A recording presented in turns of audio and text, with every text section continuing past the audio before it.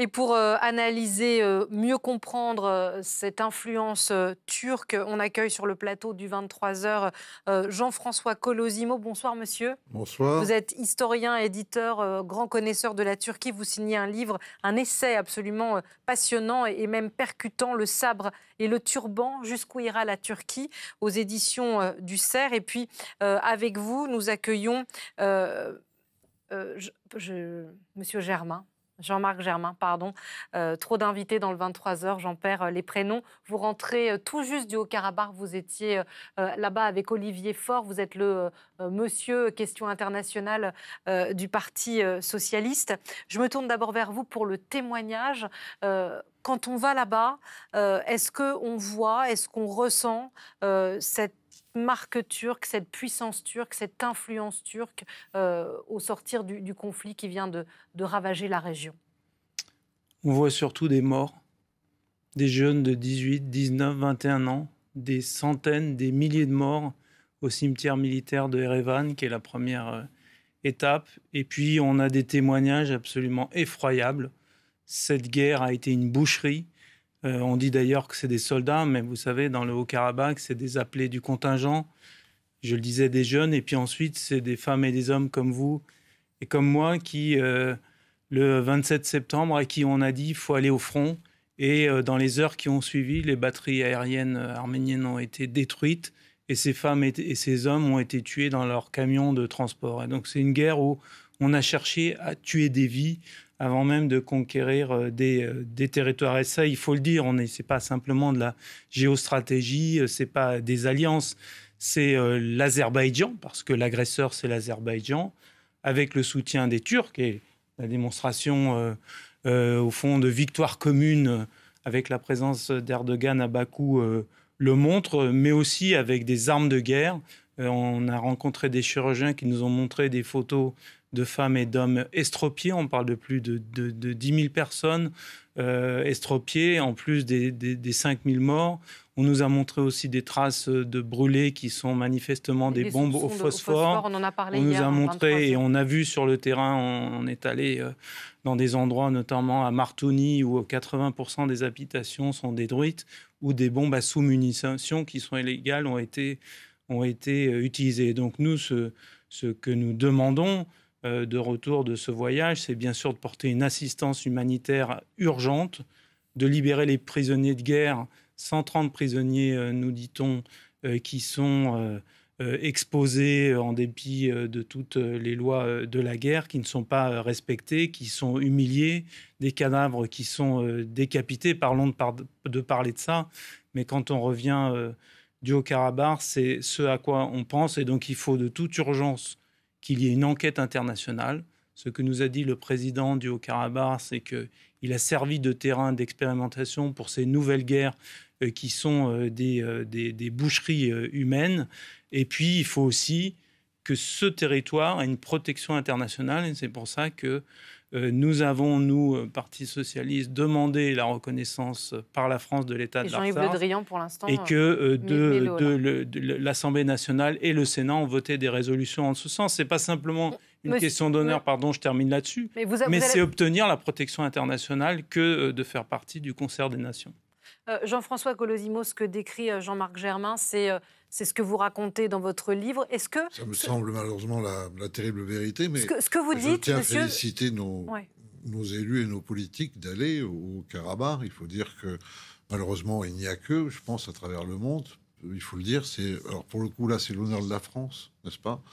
Ce peuple arménien s'est battu seul. Il a perdu, effectivement, parce que c'était une bataille démesurée. Il avait gagné en 94. Oui, mais les technologies ont changé. La Turquie d'Erdogan est rentrée dans le jeu. Voilà, donc on a eu affaire à une guerre qui était faite conventionnellement d'un côté et qui était devenue une guerre quasiment des étoiles, si je puis dire, de l'autre. Avec une disproportion des forces, des mercenaires syriens déplacés par M. Erdogan et qui ont servi d'ailleurs certainement de manière assez cynique d'un point de vue du côté des Azéris, de l'Azerbaïdjan, qui ont servi véritablement de chair à canon. Donc, par rapport à ça, ce qu'il faut bien comprendre... Ce que vous nous dites, c'est que vous nous dites si on ne réagit pas maintenant, C'est ce qu'on entend dans votre livre, c'est que c'est jusqu'où Erdogan peut-il aller trop loin? Et vous nous dites là, le Haut-Karabakh, l'Arménie, qu'est-ce qu'on attend? Les Américains, les Européens. Bien sûr, mais regardez l'enchaînement. Les yeux. Regardez l'enchaînement dans cette année du confinement qui profite finalement aux autocrates violents, parce que les autocrates violents, la communauté internationale est un peu chaos, il y avait les élections américaines.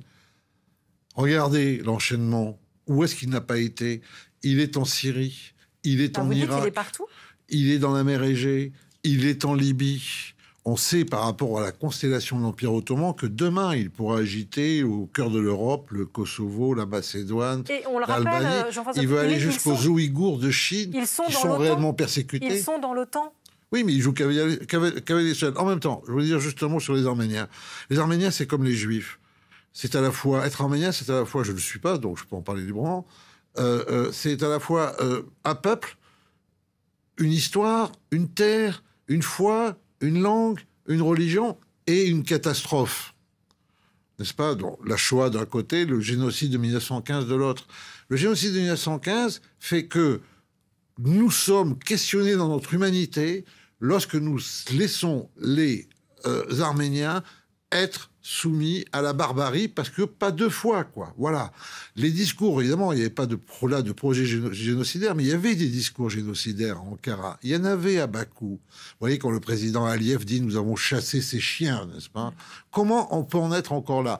Alors la réponse à ça, c'est que oui, on peut stopper M. Erdogan, qui est un belliciste, mais M. Erdogan répète beaucoup M. Atatürk. Je suis désolé, ça c'est une fausse idée française de les opposer. Vous dites c'est deux jumeaux opposés. Bah, écoutez, en 19... qu'on vienne vers monsieur Jean-Marc Germain, parce que y a les deux camps, les rivalités, l'Arménie, les Azéris et la Turquie que décrit Jean-François Colosimo. Amnesty International dit ce soir qu'il y a eu des atrocités dans les deux camps. Ça fait aussi un peu penser au Kosovo, avec les Serbes d'un côté et les Bosniaques musulmans de l'autre. Il faut le reconnaître, ça, où on prend définitivement parti pour les Arméniens. Il faut arrêter de mettre un signe égal entre les deux camps. Il n'y a pas d'égalité. Le 27 septembre... Amnesty le dit ce soir, dit des atrocités dans les deux camps. Il faut toujours enquêter sur les crimes de guerre.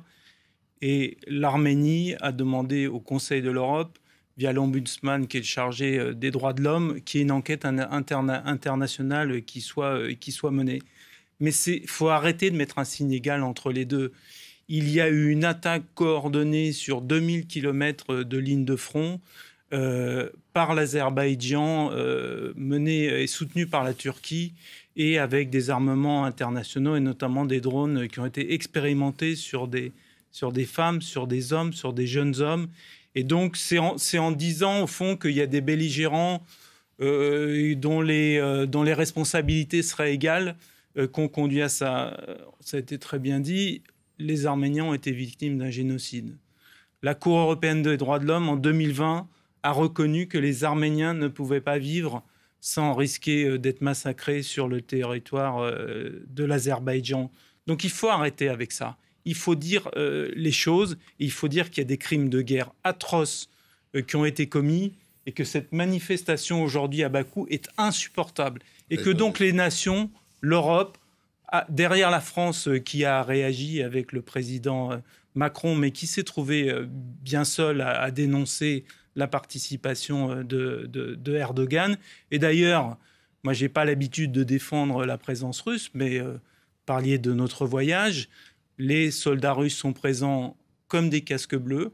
Aujourd'hui, c'est eux qui assurent la sécurité et la protection des Arméniens. Et donc, ce que les Arméniens souhaitent, ce que les habitants du Haut-Karabakh souhaitent, c'est que ce fameux groupe de Minsk, dans lequel la France est présente, les États-Unis, espérons, sera présent différemment avec Joe Biden, et la Russie sont présents, doivent reprendre les négociations et doivent marquer des étapes décisives vers cette indépendance. En commençant, rendez-vous compte, aujourd'hui, aucune ONG ne peut poser le pied sur le sol du Haut-Karabakh. Notre ambassadeur de France en Arménie ne peut pas aller voir ce qui se passe sur le front. Et donc la France n'a pas d'informations sur ce qui se passe sur le front.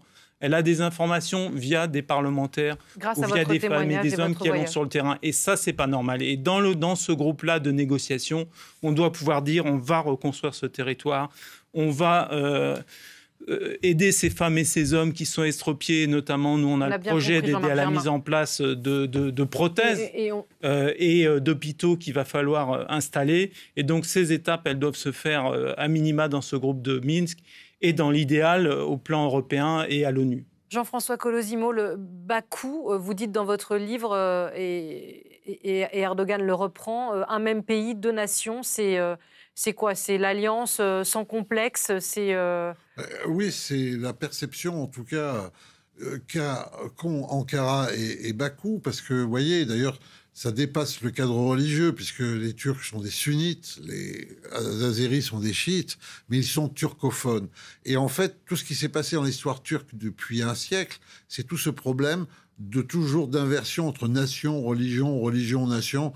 Atatürk nationalise l'islam, Erdogan islamise la nation. Donc on est face à un pays qui, étant né des décombres de l'Empire ottoman, a mal.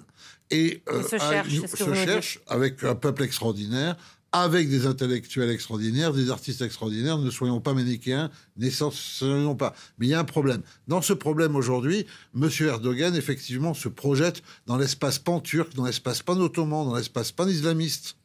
Parce qu'il est le patron des frères musulmans de manière internationale, d'où la campagne pour la France. Et en Azerbaïdjan, il a de vieux camarades.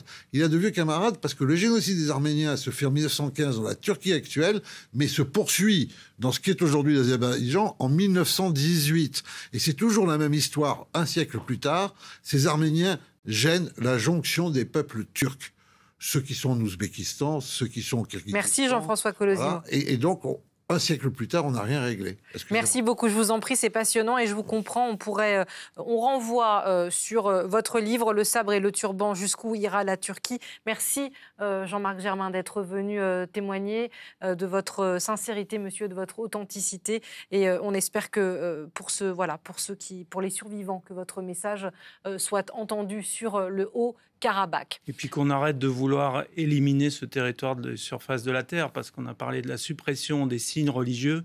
C'est non seulement avoir tué ceux qui sont présents aujourd'hui, mais c'est vouloir avoir tué aussi leur passé et donc leur droit à exister dans leur terre.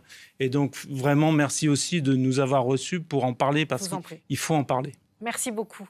Au sud de la Caspienne,